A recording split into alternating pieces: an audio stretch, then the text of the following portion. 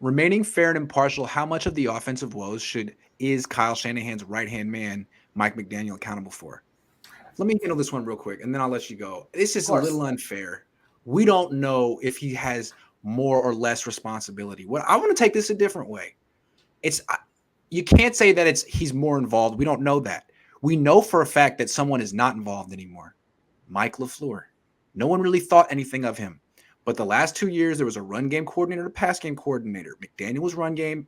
LaFleur was pass game. Now he's the offensive coordinator for the Jets. And the offense isn't as good. So maybe we're seeing the impact of that absence. I don't know. That's a very good angle.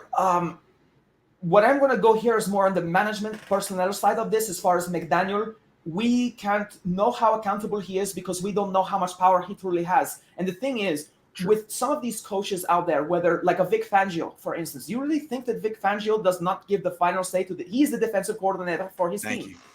Right. In this case, we have the reciprocal of He's that. not delegating the whole thing. Right. So in the end, this is a Kyle Shanahan offense, not Right. a McDaniel's If he offense. is delegating everything to Mike, that's on Kyle. What are you doing? Stop. Work harder.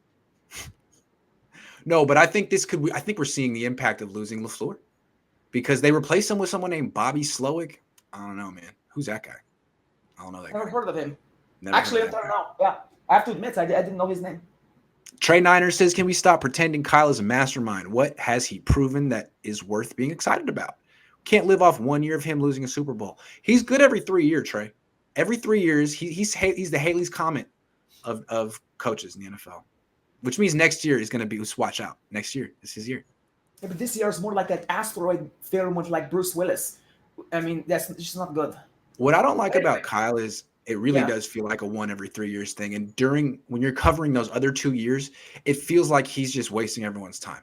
Did you A notice game how where you called frazzled he was in the Cardinals game? I've never seen him get animated with his hands. Did you see that? When the Cardinals scored their touchdown, and he just went ballistic on the sideline, and he was like slamming his paper and just doing this with his hands, like, let's go, let's go, let's go. Yeah. He's feeling some heat. I still think he's highly intelligent. I think he's a good play designer, but I think some people are underestimating the lack of leadership component. It's not that he's not a mastermind of play calling. It's that he's getting in the way of using the tools he has for his playbook. His playbook is good. It's there. He's not using it because he's not using the right components. That's where he's failing. This is trivia time. Bo Knows comes through with the best trivia. Bo, good to see you. Name the two 49ers that are on the top 5 NFL list for all-time yards from scrimmage. One I'm I would have watching to both say of you, is so obvious. no Google searches allowed. What's that? It has to be Jerry Rice. He's one of them. Name the two Niners that are on the top 5 NFL list for all-time yards from scrimmage. Here's my Two hands. 49ers. This feels like a trick question. I'm going to go with Jerry Rice. That has to be one. Of course. This feels like a trick question, though. Was like Randy Moss a 49er? No, it's not Randy Moss. Okay, so we have to absolve ourselves of that. He can't hit us with that. It has to be like a predominantly 49er. Like, was O.J. Simpson a 49er? It wasn't these guys, though. It's got to be right. It's not. What he top said 5 too. NFL list all-time yards from scrimmage. Terrell Owens has a lot of yards as well. Yeah, it's got to be T.O. It can't be. It's T.O. It can't be Roger Craig. He's not top 5. It's got to be Owens, right? It's got to be Owens and Rice. Absolutely. You said something earlier that I disagree with. That I want to go off on a tangent, though. You said that losing Rice made Owens better. I actually felt that. No, not Owens. I said the team. The team. Okay, because I felt like when Rice left, Owens went from Terrell Owens to T.O. And of course, he was a great player, but he was also, I always thought he was, constantly undercutting the quarterback and the head coach. I almost felt like he was a negative impact on his team. And if they had kept Jerry Rice, Rice wouldn't let that happen. Anyway, I thought Rice was a good mentor for T.O. So you're basically left.